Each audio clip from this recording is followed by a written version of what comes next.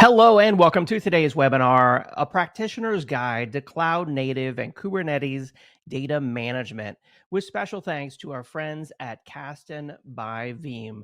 Thank you so much for joining us on the webinar. We've got a really fun, really educational event lined up for you today. Before we get started, there's just a few things that you should know about the event. First off, my name is David Davis of Actual Tech Media, and I'm glad to be serving as the moderator. We want this event to be educational, and we encourage your questions there in the questions pane of your audience console. Many of you have already said hello and good morning, good afternoon from across the United States and around the world, but we also want your technical questions. I know many of you may be just getting started with Kubernetes and cloud native applications, and we want to help solve your challenges around these relatively new topics, maybe for some of you out there. So we'll be doing a live Q&A session at the end of the event here. Keep those questions coming during the presentation. We also have a best question prize to help encourage those questions along the way. I'll talk about that here in just a moment. I also want to call your attention there to the handouts tab. It's there that you'll find a link to the Kasten K10 backup or data protection solution for Kubernetes. So make sure that you check that out before you go. At the end of the webinar today, I'll be announcing the winner of our Amazon $300 gift card prize. If you are watching this on demand, of course, that drawing has already occurred. And I should mention that the prize terms and conditions are also available there in the handouts tab. And then, as I alluded to, we have a best question prize as well for an additional gift card and an Amazon $50 gift card. Of course, you have to ask a question to be entered into that drawing and meet the Actual Tech Media prize terms and conditions. All right, so with that, I'm excited now to bring in our expert presenter. You may have seen him on previous events we've done here at Actual Tech Media. He always delivers an excellent and really educational presentation. So we're glad to have returning Mr. Michael Cade, Senior Technologist for Product Strategy at Kasten. Michael, it's great to have you on. Hi, David. Happy to be here again. Excellent to have you back. Take it away. Cool stuff. Okay, yeah. Hey, everyone. And yeah, just going back to what David said about the questions, we normally get some really good interaction here. We've got some polls throughout the session as well. So that not only helps us all understand where we all are in our learning journey in these areas, but also helps us shape future webinars and content as well as to whether we're hitting the right angles or the right spots on there. So what we really wanted to do today was focus a little bit more into the data management space. Some of the other webinars that I've done have done that, but kind of maybe at a little bit higher level. So today we're going to try and go in a little bit deeper as to some of the correlation that you might see between being a virtualization or a backup admin in a traditional virtualization or cloud-based environment, and just as you're looking into cloud native or Kubernetes. So that's really where we want to get into today is having a look into that. So in terms of an agenda, and this is quite loosely put in, is we want to look at the shift left between developers and operations, ops teams being what I just mentioned around virtualization admin, platform operators, and now having to have an awareness of things around the DevOps culture, for example, but also having an understanding of how that developer is creating that application so that we can consume that and make sure we keep it available and alive for our users or external customers. Then what we're going to do is touch on a bit more around the day two and the data management challenges that we see out there in the world of Kubernetes and cloud native. And then we're going to get more into, okay, so we've got Kasten K10, which is our product that focuses on Kubernetes backup. How does it differ from normal image-based backups, and what are the similarities to that as well? But we'll give a very high-level overview of what Kasten K10 does. Then I also want to touch on the automation of backup and recovery, because everything else in this area is automated through CICD pipelines and workflows, and continuous delivery is massively important. And the lifespan of a pod or a container in this world is generally down to potentially hours if not days, if not weeks. It's never more than that in a way. So not that's one of the differences that we see from here in comparison to, say, a virtualization environment. Portability is another key important part, and I'll touch on a bit around how Kubernetes has changed the ability to move freely between different environments. So Kubernetes really can run anywhere. It doesn't really matter about the underpinning hardware or the underpinning infrastructure. Kubernetes is Kubernetes, so the ability to take advantage of some of the surrounding services, if you're looking at Google, for example, from an analytics point of view, if you're looking at other areas because of just location and locality, geography, etc., it might be a more efficient way of being able to leverage that for your application. But you shouldn't be torn into, oh, I've got to do everything on premises because I've made that capital expense there. Now, that might be the case to begin with, but then you'll see the benefits of cloud native and how that can help by moving out into these different environments. And then finally, if we've got time, we'll touch on some of the new stuff that we're working on from a Kasten K10 point of view in 4.5. So that's kind of where we'll get to, and I'll quickly race through some of these because I'm hoping that all of us have the familiarity of what's going on. But I think it's important to talk about where we've been, and for those that saw the intro to Kubernetes session that I did also alongside David, was very much talking about all of the different platforms that we've had over the past, and they're very much still here today. So physical servers pre-2000s, then we saw that ramp up around 2004-ish around virtualization.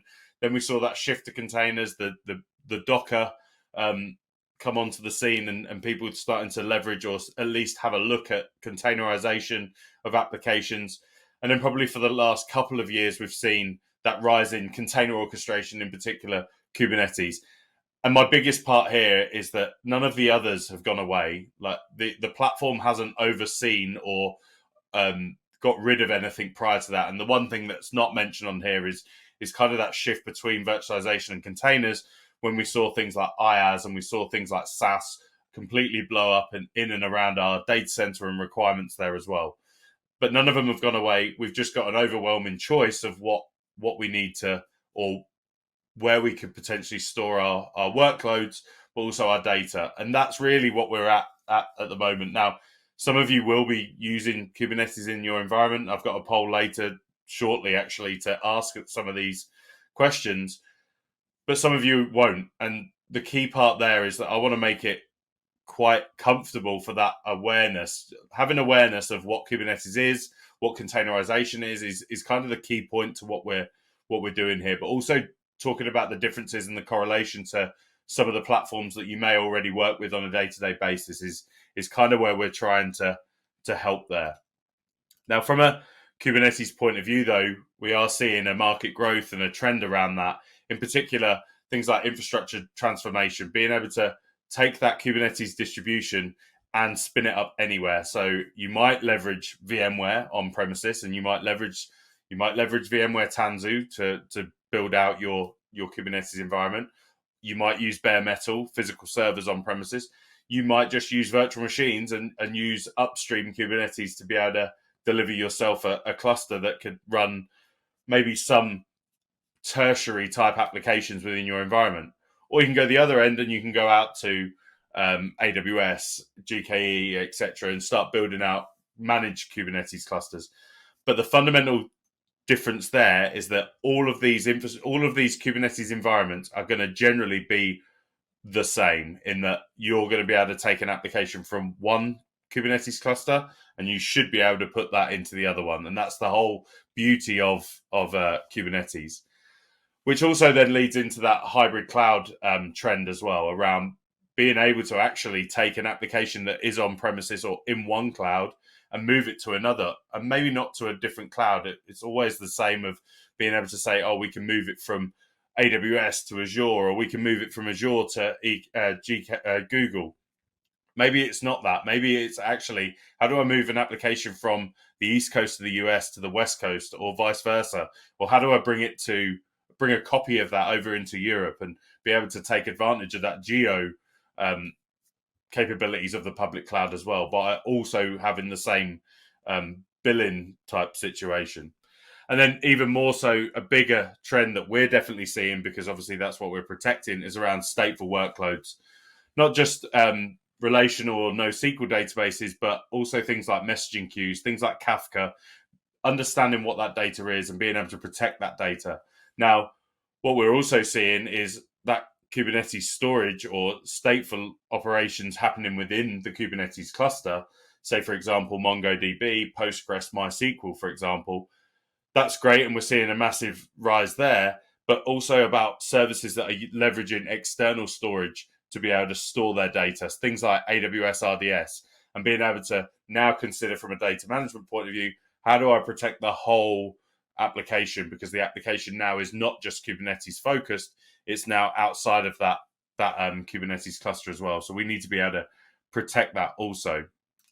And I kind of touched on this as well at the very, very beginning, is around how this shift left is happening. This shift left between developers having to have a more of an understanding about the underpinning storage, where they're storing their stateful workloads, their back-end databases, their MongoDB, their Postgres, for example. And then the SRE having to have a little bit more understanding of what the developer is doing, because they want to know more about the storage. It's no longer, like, I remember being a systems administrator and looking after a very traditional environment, physical systems, and then in that boom when we went to virtualization, is that our developers would generally think the storage layer would stop at the database. They didn't really understand about the LUNs and the speeds and feeds that you got from underneath that, from various different disk types, and how you'd raid that and make that. And I think we're definitely merging closer, because they want to know how that works, because of how these systems are working. They take advantage of a lot of the system and a lot of the storage capabilities that are there underneath, regardless of what that may be. So we're seeing this developers moving more to the center, and then SREs also moving that same way, that shift left approach. And this really comes down to, you might see it in and around called platform ops, as well as DevOps. So that continuous integration of being able to continually improve and advance your application or just your infrastructure.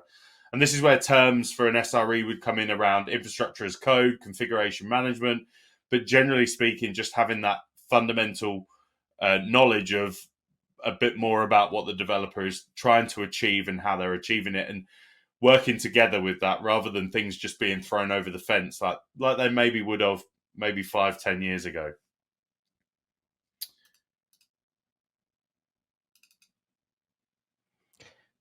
Yeah, so I think we've got a poll here. I just brought it up on the screen for everyone out there that says, at what stage is your organization in implementing its container strategy? And I love this discussion here around DevOps and just making things more efficient for the IT organization. And I'm curious to find out the results of this poll and see, where everyone's at in this kind of journey to DevOps and using containers in production. So I'll allow everyone to go ahead, Michael.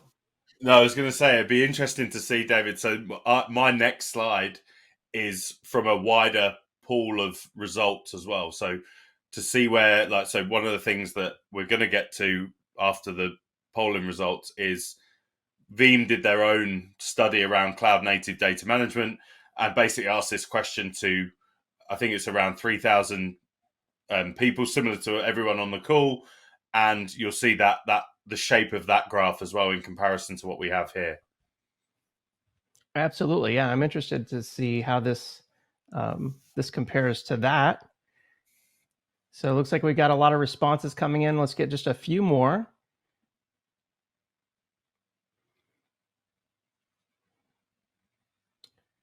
Maybe you're already using containers in production, maybe not yet in production, but testing. Perhaps you intend to use containers in production in the next 12 months.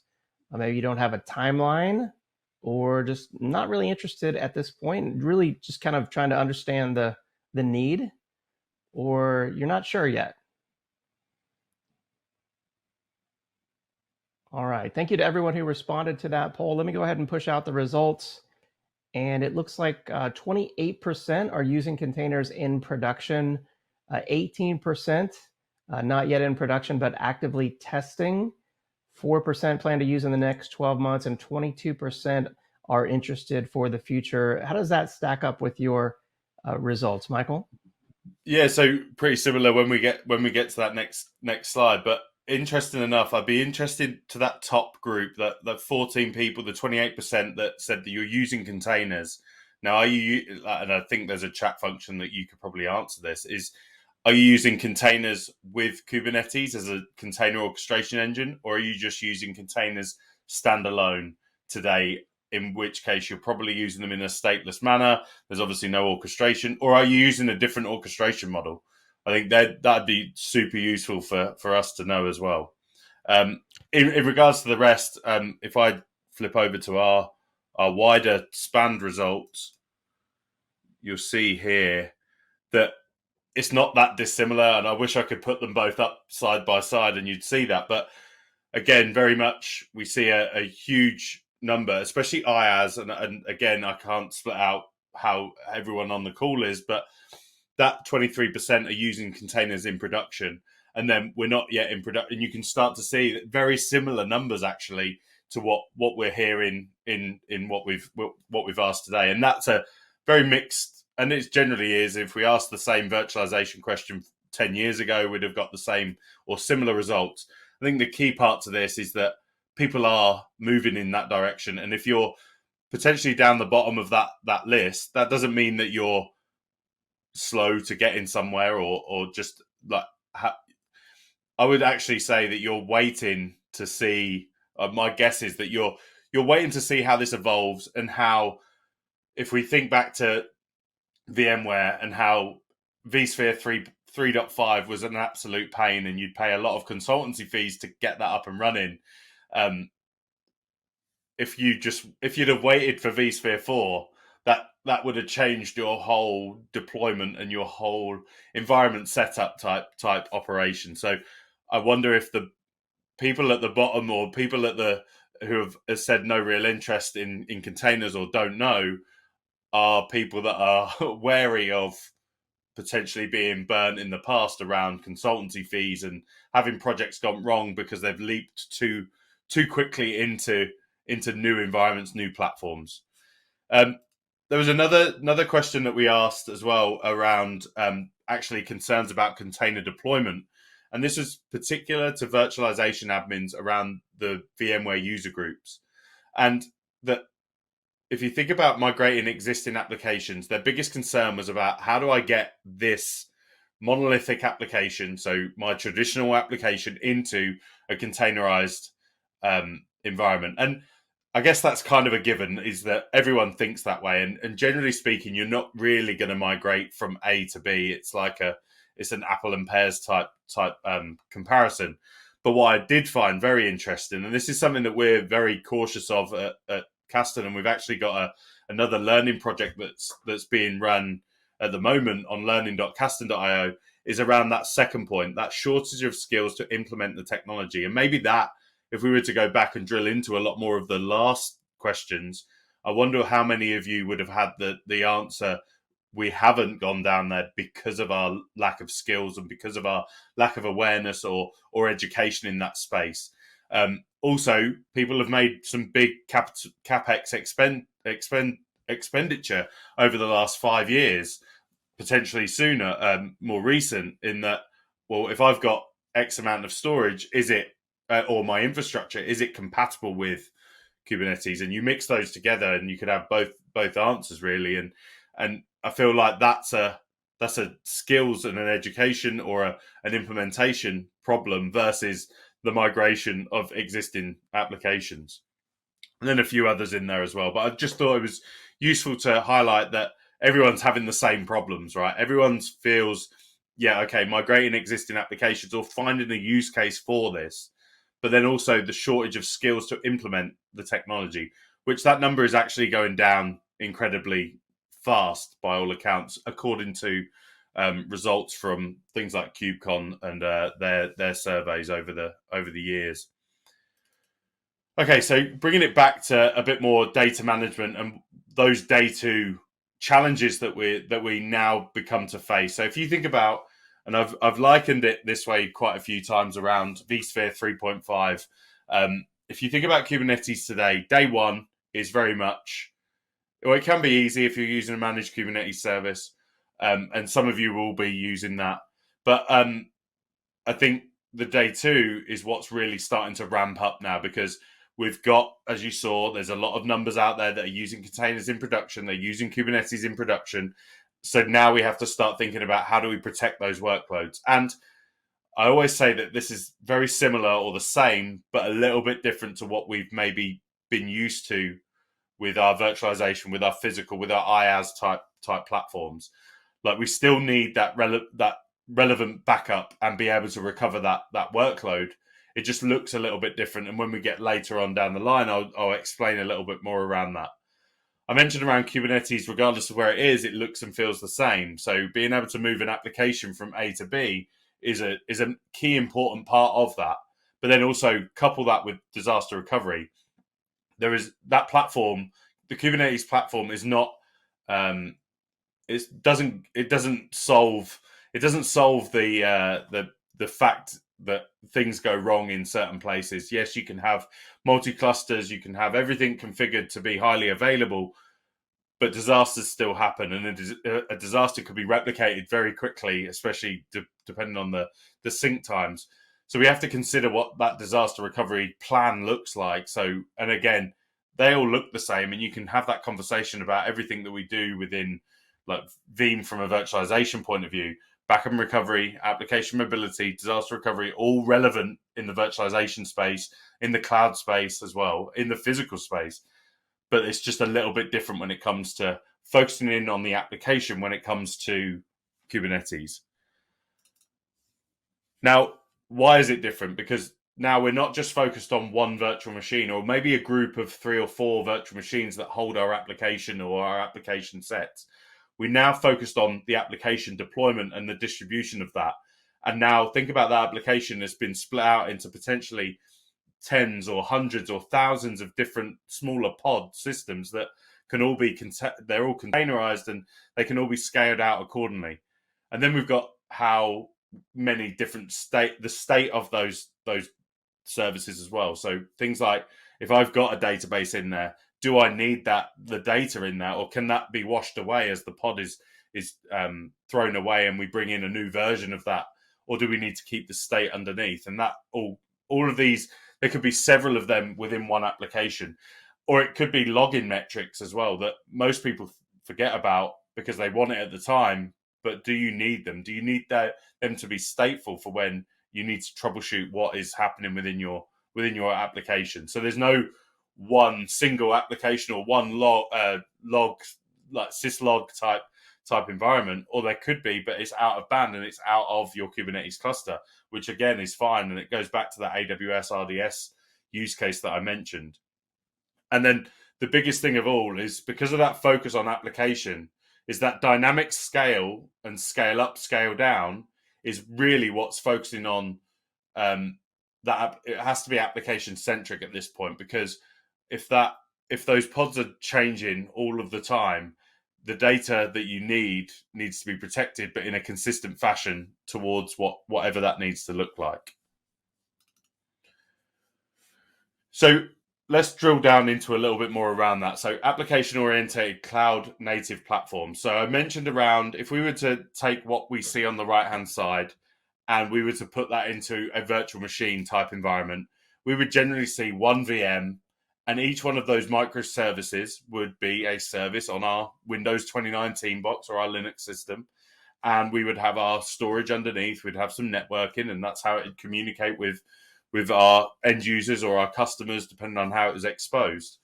Now, when you come out to cloud native or Kubernetes environments, the application is split out into those microservices.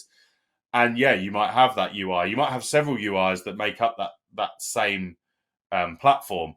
And this might be spread over potentially hundreds of different physical hosts or physical virtual machines, rather than just one virtual machine or one physical host.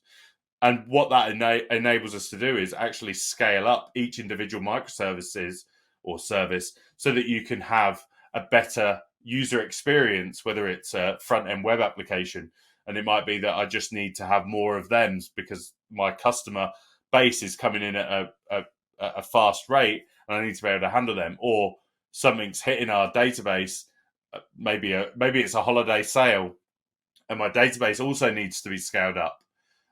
We need to run certain tasks, or we want to look into the data that is on our database. We want to scale them up accordingly, so it allows another service to be able to manipulate that data and be able to tell us some insight into what's happening. So all of these are dynamically moving and making sure that the service is available in a desired state is really what this focuses on.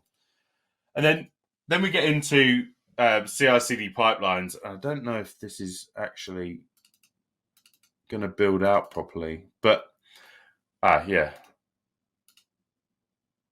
Okay, so you will have also heard, depending on where you are on this journey between Kubernetes, cloud native, and wherever you've been in the past, is that you'll constantly hear this CI/CD pipelines, continuous integration, continuous deployment, or delivery. And generally speaking, unless you're an app developer, or unless you're an app or a software developer or a software house, then that continuous integration is kind of potentially off your radar. Continuous integration, we're going to build something, we're going to put it into some source control, we're going to store it, we're going to test it, and then we're going to put it into a container or a container registry, in this instance Docker Hub.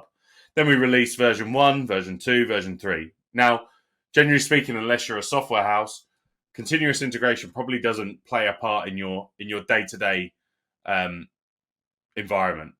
Now, if you're just consuming something from a container registry, and this is where I strongly believe that a lot of our mainstream software developers and applications will move to, is they will be containerized and we'll be able to leverage them in our Kubernetes environments. And a lot of them are already in that space already. If we think about some of the databases that I touched on around MongoDB, around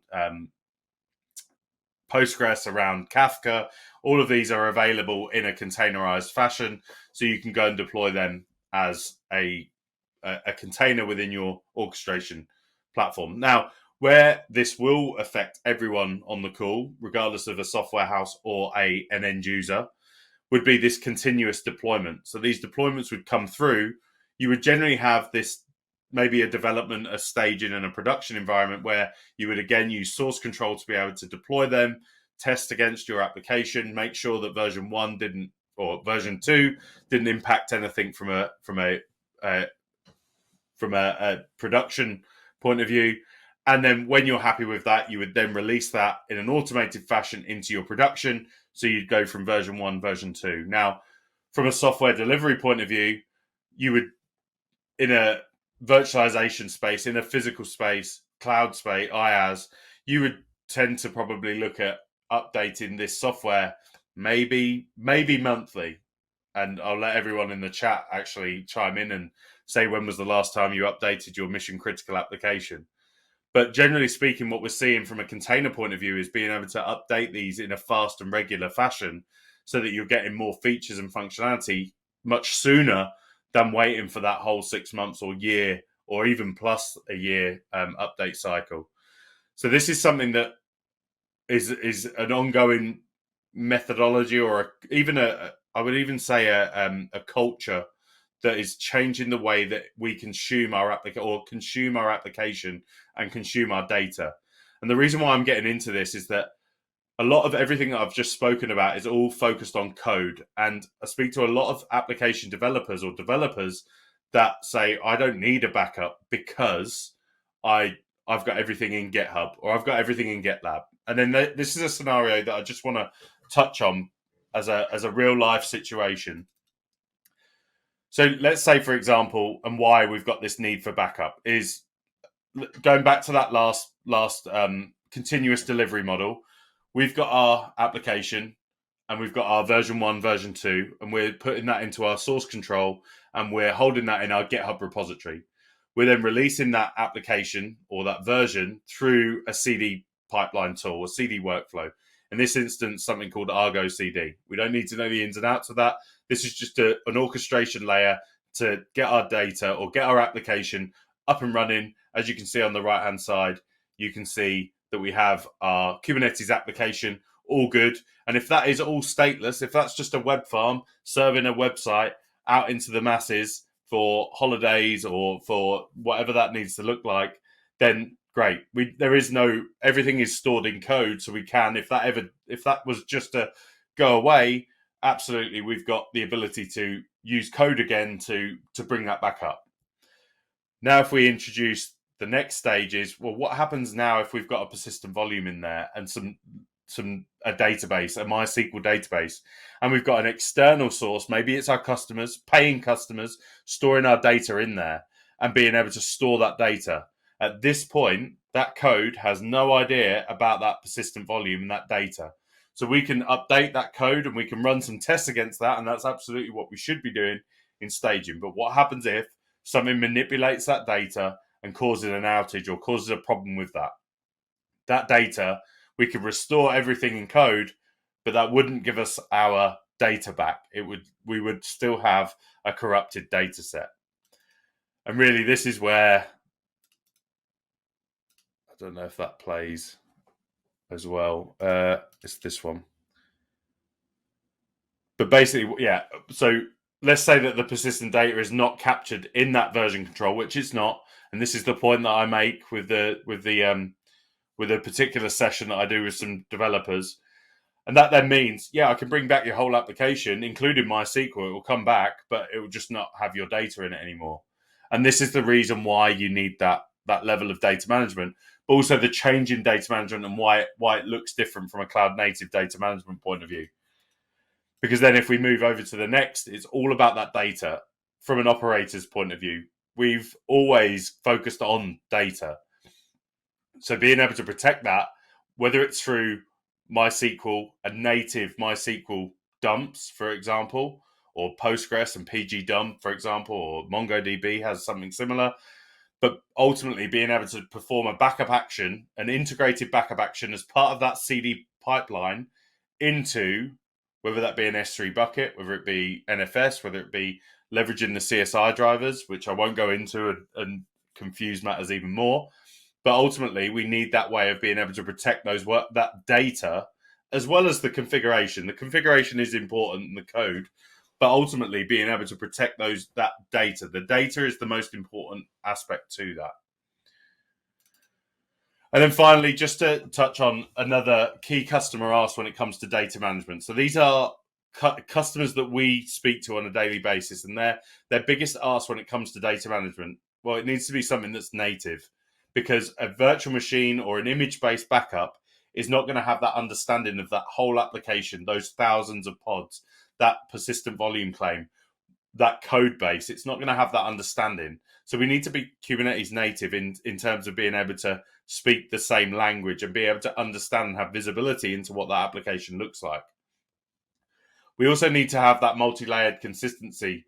And what we mean by that is, so we've got the ability to have crash consistency, application consistency, system consistency, and it will really depend on what your SLAs are as to what you need to achieve. Now, we've got the ability to take advantage of native database tooling such as PG dump in Postgres and be able to pull that out and push that into a S3 bucket for further restore functionality. But then also freedom of choice. Like, no one's saying you have to go and choose this managed Kubernetes service. Like, again, what I said at the very beginning, Kubernetes runs anywhere and everywhere. So you need to be able to, but also make a decision on, or not make a decision on, where I store my application. Day one, it might be right for you to store your data in one location. But in 90 days' time, or even less, it might make more sense to move it into maybe the public cloud, maybe bring it back on premises. But having that freedom of choice from a data protection point of view, I don't want to be fixed into buying particular hardware or being in a particular location. I want to have that freedom of choice, and I want whatever that data management piece is to be able to move with me. And that kind of comes into the Kubernetes native part as well. And then that DevOps and that speed and scale. An operator potentially always wants to have that dashboard and be able to go and create the policy that runs on a nightly basis so that you've got that last known good configuration. But if that code is changing, and sometimes that code is automated as well, that application code is automated, the process that I just went through. So being able to automate your backups into that, or your imports into a different location based on a code change. So being able to, just before version 2 gets released, we take a backup, and being able to look after that data. So being able to incorporate an API into our processes, as well as having the dashboard to be able to run and do everything, but also being able to speak the same language of being able to automate that process as well as part of that.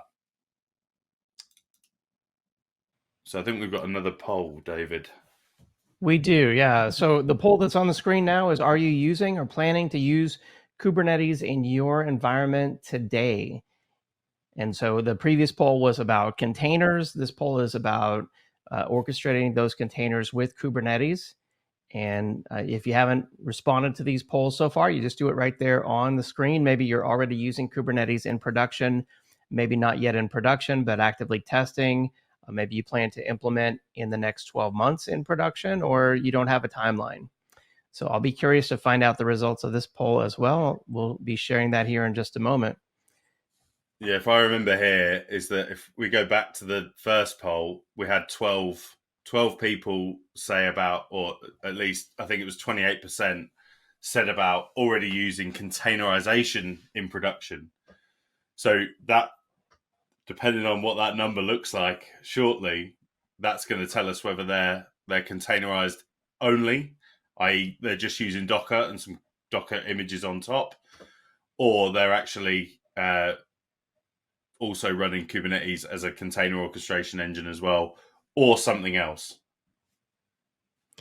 Yeah, absolutely. I'd be curious to know what percentage is using containers and is orchestrating them, but isn't using Kubernetes. Yeah, that's always an interesting, because and while they're still trickling in, David, I think that's an important topic as well, because if we've seen, Kubernetes is not a standalone container orchestration engine, if you will.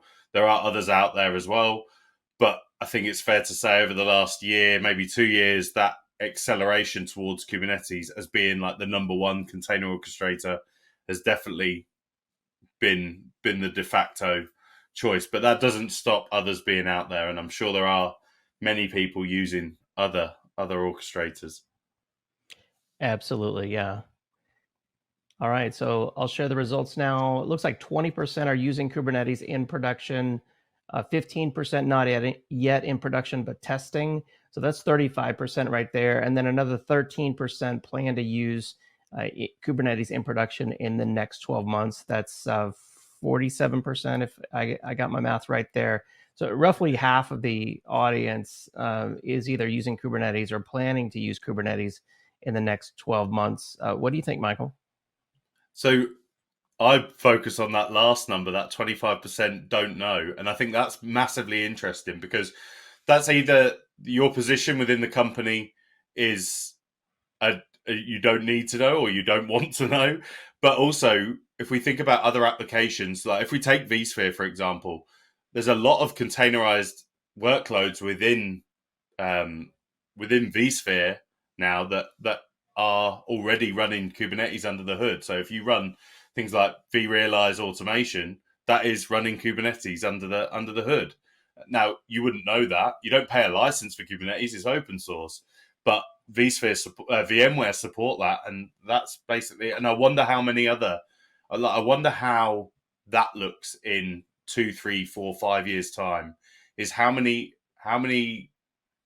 end users are actually going to be using Kubernetes, but not necessarily knowing or needing the skill set to be able to run that. And I think that's a very interesting point to ponder on as well for a bit.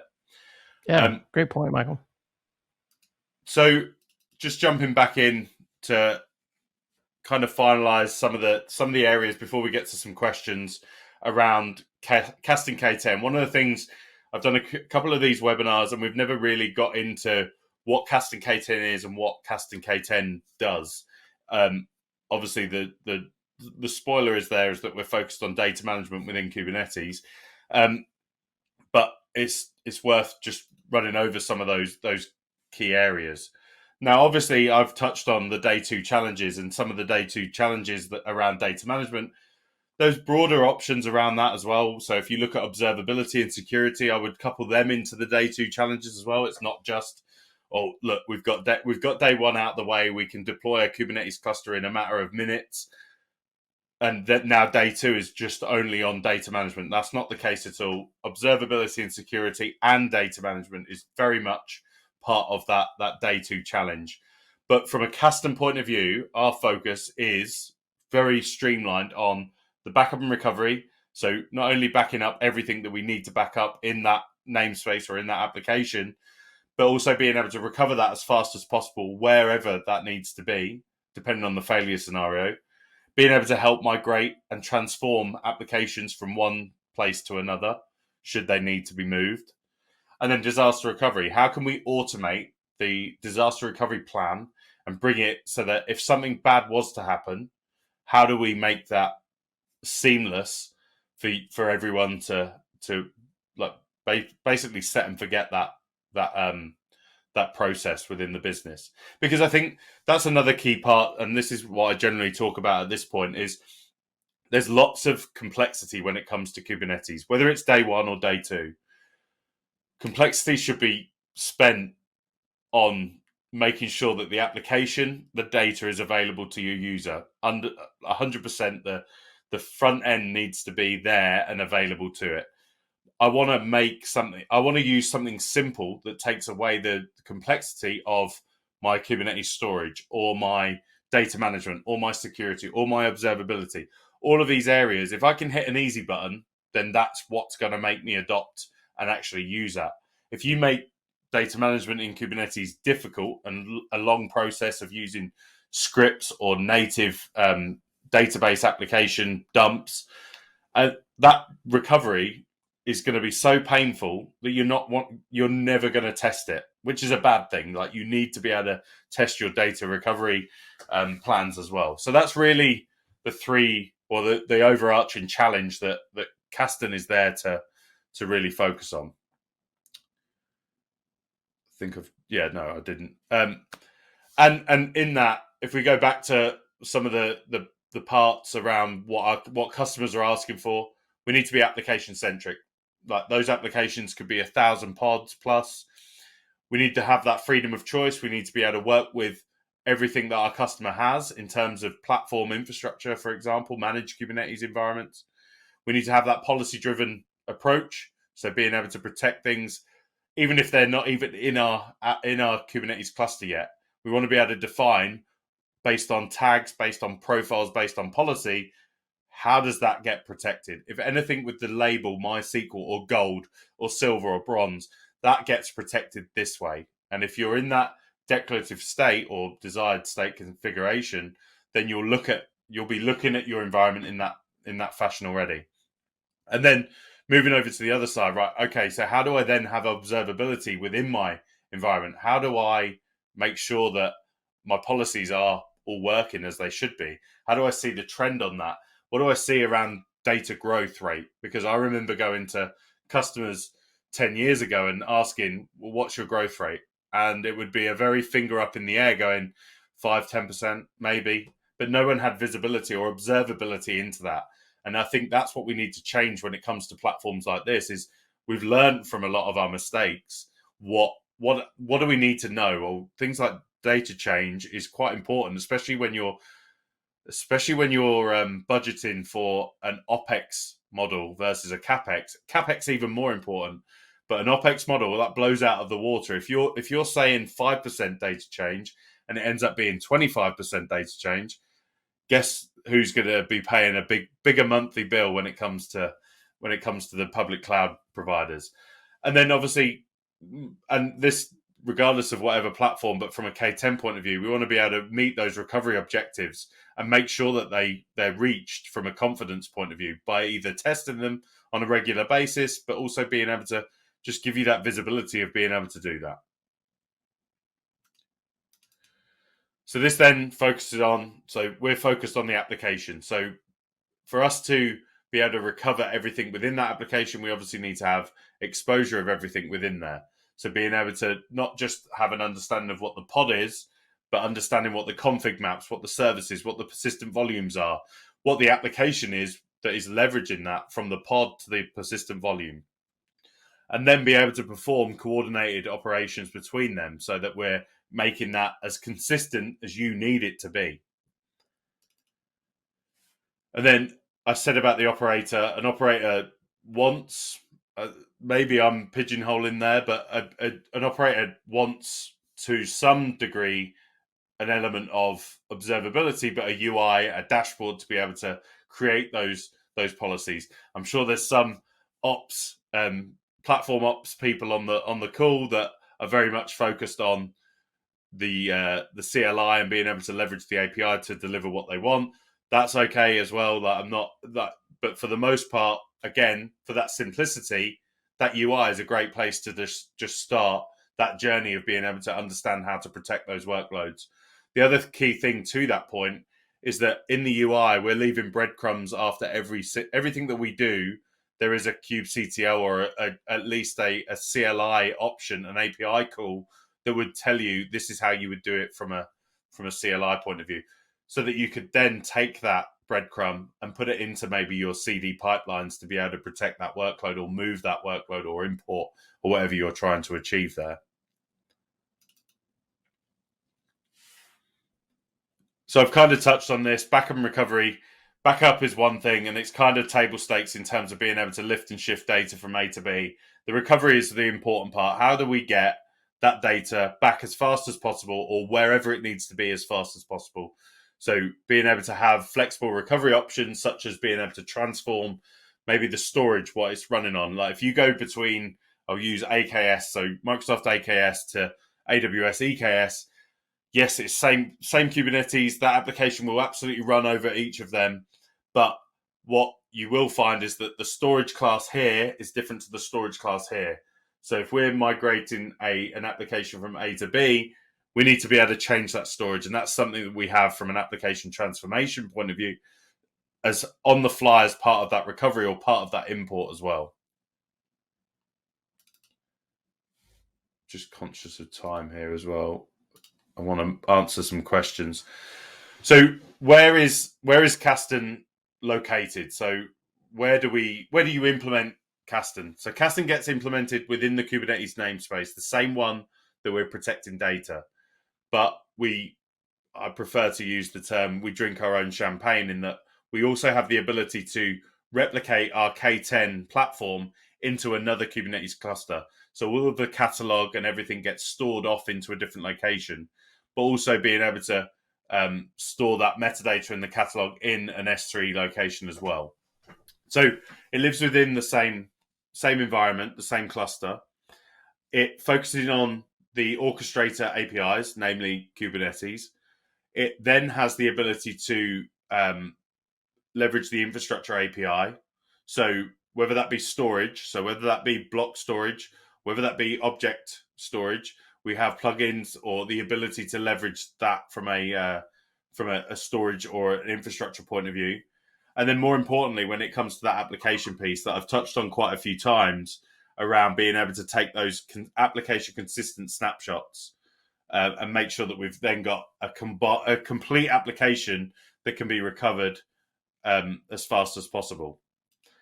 Then in terms of where we store that data, and I think this is a good place to actually stop for any questions without going too deep into the technology, is that we've also got the ability to store that workload. Now, first and foremost, we want to be able to store that into object storage. So S3, Amazon S3, S3 compatible, Microsoft Azure Blob, Google Cloud Storage. But we also want to be able to store that into NFS or into a Veeam backup replication target as well as a repository. So that's another key area of where we want to store that workload. And I think at this point, yeah, that builds out in that way. But yeah, object storage, NFS, but also VBR, Veeam backup replication repositories. I think with that, David, it's probably a good time to see if there's any questions. Absolutely. Yeah, we do have some questions coming in. While we take questions from the audience, I'm just going to bring up a poll for everyone out there. that says, what additional information would you like about the Kasten K10 solution? So we'll leave that up while we take your questions. First question here comes from Tony. He's asking, do you recommend backing up from Rook or Ceph? So I've used both. So it depends on the application. Really, the way in which Kubernetes exposes both from a storage point of view, I think Rook would be more so block based, whereas Ceph would be object storage. So it would depend on the application that you're trying to protect. From a K10 perspective, it doesn't really matter to us. I think I'd need to know a little bit more detail to define what that looks like, but it doesn't really matter. But I think you're asking between would you back up from block or object? The answer is both are possible. So it's just a case of understanding the use case a little bit more. Got it. Okay. VGN, I believe, is asking, does Kasten support edge computing? So actually, one of the things that we released with our 4.5 that I obviously didn't get around to showing was the ability to protect K3S, which is obviously a distribution of Kubernetes that has been widely considered a use case for edge computing or edge Kubernetes, but then also companies like AWS with EKS Anywhere. So both of those were validated as supported with 4.5. But really, again, this is a use case, and feedback is massively important, and understanding what edge looks like, because there's a lot of analysts that talk about edge computing and what it is and how it's going to blow up, and whether it's going to be ARM based or whether it's going to be like, we just need that feedback is going to be super important for us to define what our product roadmap looks like. But we've made a start from a K3S point of view and EKS Anywhere. Excellent. Another question here, does Kasten do backup only, or does it also support archival? So with the Veeam backup replication integration that is coming very soon, you'll have the ability to offload into different tiers of storage, i.e. being able to offload into tape or other data services as well. So if that is a use case, so within K10 itself, there is no tape support, native tape support, or anything around that. We do support the ability to send off into AWS S3 compatible, and enable the object lock API. So for a hardened, immutable backup, which obviously you can keep for a longer term and version that off into wherever that may be. Again, use cases and customers will listen to that though. Excellent. Yeah, that feedback's so important.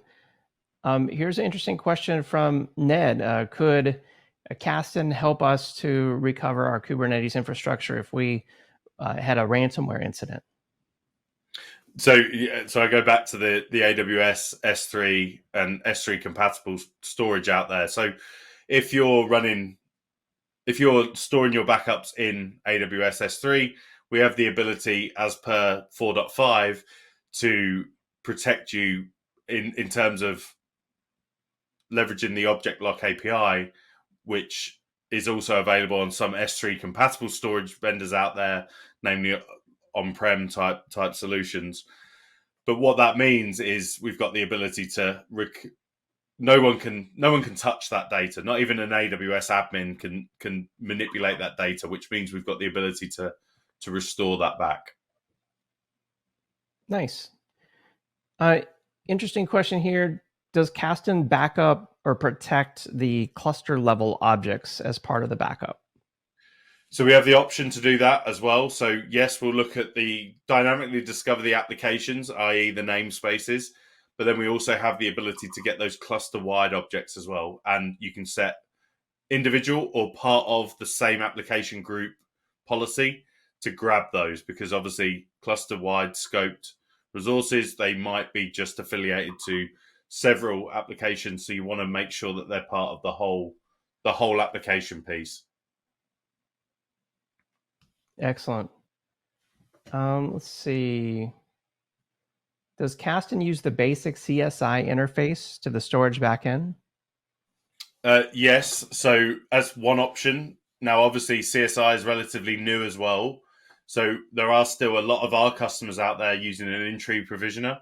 And so we fully support those as well using our generic volume snapshot, or generic GVS, and you can see that on the doc site. But fundamentally, we would always advise going towards CSI, with it being mainstream GA at the moment is probably the best way to consume, and really takes away that reliance on the in-tree provisioner, which only gets updated every Kubernetes release as well. So yes, but we'd advise for the CSI piece. Okay. Peter's asking if you're able to do rollbacks or restores of previous versions. Maybe he's referring to the CICD pipeline element that I touched on. So yes, in a way, and that's the whole point of that version control process from a code point of view. Now, if you were, and I've got a good demo on this, if that's what we're talking about, is that in code, we can create something called a config map, and the config map can manipulate what that data looks like in a database. So I actually have a pet clinic demo that removes all of my pets instead of just removing like maybe 2 different sorts of pets that the pet clinic won't be able to deal with.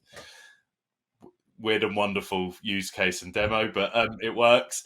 And I've made a mistake. As a developer, I've made a mistake in the config map. The config map has gone into production and it's ruined my database. But as part of my CI/CD pipeline, I also have before any code change, so before it goes from version 1 to 2 and to 3, I take a backup. I want to take a backup and an export so that I can roll back to that if bad things happen like this. Now, we should always see that in the staging area before it gets there. But yeah, absolutely. We can recover that state before it went from version 2 to, from version 1 to version 2. I've just done a YouTube video of that demo, so I'll see if I can link it somewhere. Yeah. Well, I know we're running out of time. I did want to ask you a final question here, and that is just if folks want to learn more about Kasten, what do you recommend? So Kasten.io to begin with. I think we've still got this one slide as well. So it's very easy for me to come on and show you half a dozen slides that talk about, like, obviously the challenges, and also talk about a product without showing you that. Now, one of the things that I find with Kasten K10, it's super simple. What you get it installed, you get it implemented, that's great. But you need to have a Kubernetes cluster, which is not available to everyone. So what we have from a Kasten point of view, we have hands-on labs. Now we have this one here, and you can get that by going to kasten.io/Michael Cade, or you could go to learning.kasten.io. But if you do have your own Kubernetes cluster and you want to just have a look at K10, then you can also install, same link will take you to the same place, but you can install that K10. And K10 has a free edition, which is 10 worker nodes, free forever. So a good way of being able to really try it out at scale. And obviously we scale up accordingly. You can see there that you got 50 nodes for 1 month if you need that scale as well. Awesome. I just brought it up on my browser as well here, kasten.io/Michael Cade. I encourage everyone to check that out. There's the free hands-on labs, which are excellent, by the way. Also the free Kasten K10 edition for your own Kubernetes infrastructure. Try it out for yourself. Michael, I'm afraid we're out of time. There's a lot of great questions still we'll have to get back to after the event. But as always, excellent presentation. Thank you so much for being on the event today. Thanks for having me, David. And of course, thank you to Kasten for supporting us on the event today. Before we go, I do want to announce the winner of our Amazon $300 gift card. This is going to Chris Vanderhoof from Wisconsin. Congratulations. And we'll also reach out to our best question prize winner as well. Don't forget about the handouts tab. There is the Kasten K10 solution guide there. And of course, kasten.io/Michael Cade for the free hands-on lab and the free Kasten K10. Thank you to everyone who joined us on the webinar today. I hope that you learned a lot, and have a great day. We'll see you next time. Bye bye.